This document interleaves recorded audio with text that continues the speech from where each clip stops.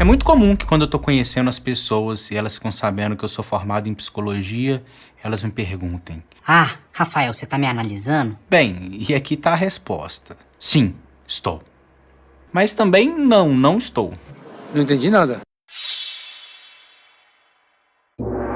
Saudações, eu sou Rafael Baúti, seja muito bem-vindo aqui ao Ineiro Novejo. E hoje eu vou responder essa pergunta clássica, se a gente está sempre analisando todo mundo. E vamos começar pela parte do sim, eu estou te analisando.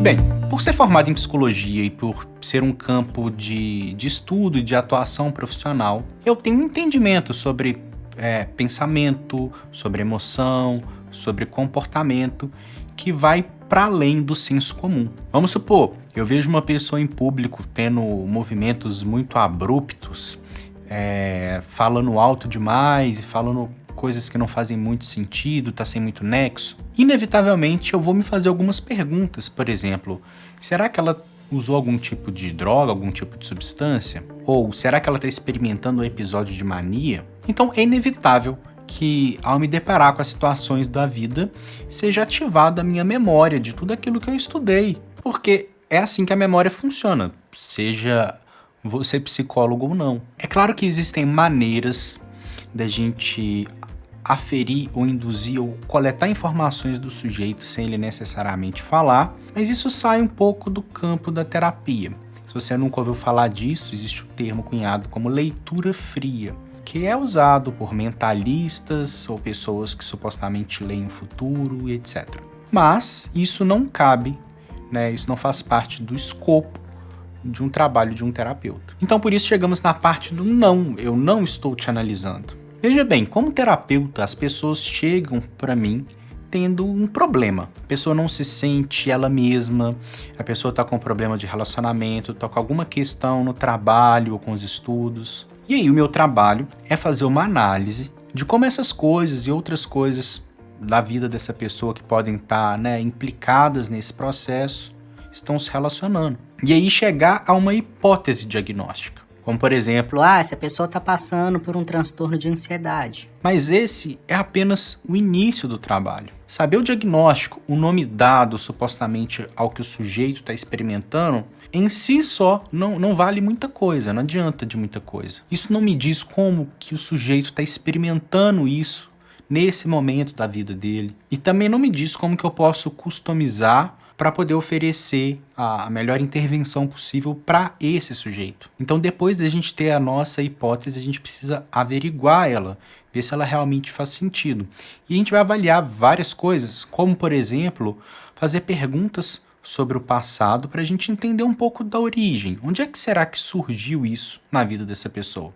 Isso pode nos trazer algumas informações importantes. A gente precisa avaliar também como está a vida do sujeito. Será que ele passou por alguma mudança recente que intensifica ou que esteja relacionada com o que ele está experimentando? Mesmo que aparentemente não exista uma relação causal. É muito comum na clínica a gente chegar a entendimentos muito interessantes sobre as situações.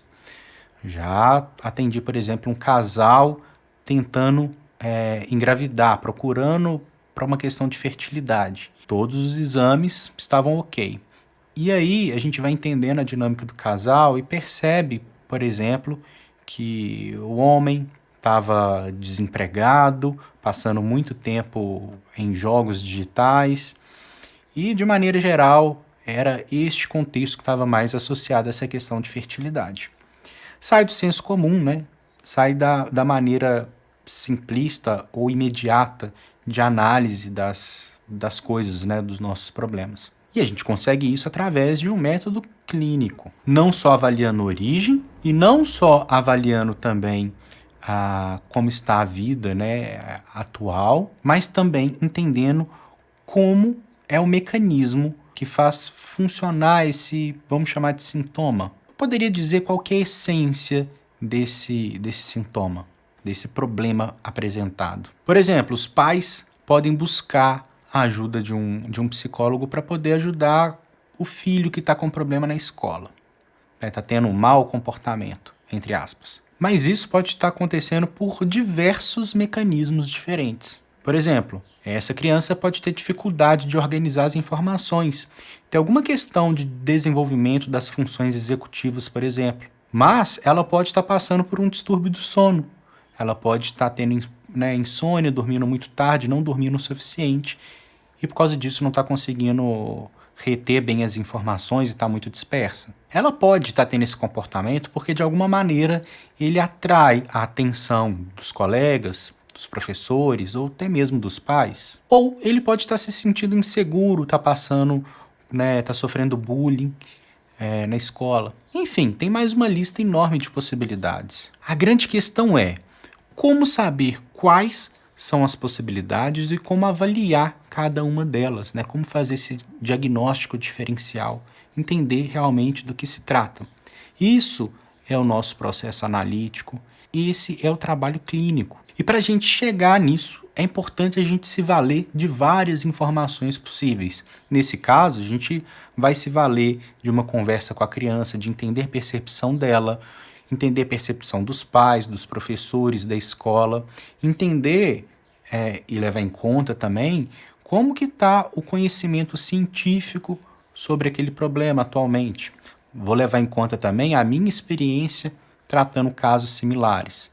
Tudo isso vai compor as informações que a gente vai utilizar para poder conduzir um quadro desse, por exemplo. Então você percebe que todo este processo ele é colaborativo.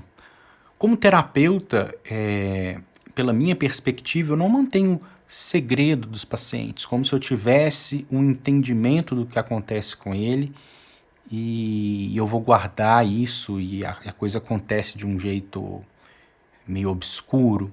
Não. As hipóteses nas quais eu chego, as minhas leituras, eu compartilho com o paciente para poder saber se aquilo faz sentido para ele, né? Assim, a gente vai construir um processo colaborativo, onde o paciente também é proativo e ele também é responsável pelo encaminhamento das suas próprias questões. E eu acho que não tem como ser diferente disso. É meio complicado pensar numa postura passiva do paciente em uma terapia. Então veja bem, eu não tenho como analisar sem você. Eu não tenho como analisar sem a sua colaboração, sem sua participação ativa no processo. E eu nem tentaria isso sem sua permissão, até por uma questão ética, e sem sua colaboração. Até porque esse processo é bem desgastante, né? É como se a gente tivesse que ligar uma chavinha. Quando a gente está nesse processo de análise, ele não é um momento tranquilo, onde a gente está relaxado e batendo um papo descontraído. Primeiro que geralmente a gente está trabalhando com assuntos bem delicados, que envolvem o afeto de maneira muitas vezes bem intensa para o paciente. Muitas vezes assuntos delicados, situações trágicas de vida.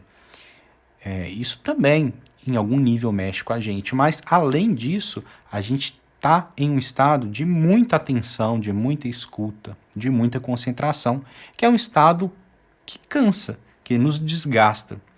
Então você pode ter certeza que a gente não liga essa chavinha a todo momento, não. Geralmente, quando a gente sai do consultório, a última coisa que a gente quer é entrar nesse processo de novo. A gente quer realmente ficar mais relaxado e não ter que estar tão atento às nuances do discurso, né? Aquilo que é dito, aquilo que não é dito, coletando as informações e as pistas que escapam ou passam de maneira bem sutil.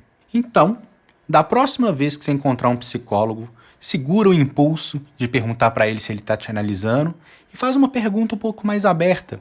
E aí, como é que é para você ser um psicólogo? O que é interessante na sua profissão? Provavelmente você vai ter uma conversa um pouco mais interessante a partir desse tipo de pergunta. Mas e vocês aí? Vocês estão me analisando? Então deixa a análise de vocês aí nos comentários, beleza? Vou ficando por aqui. Até a próxima.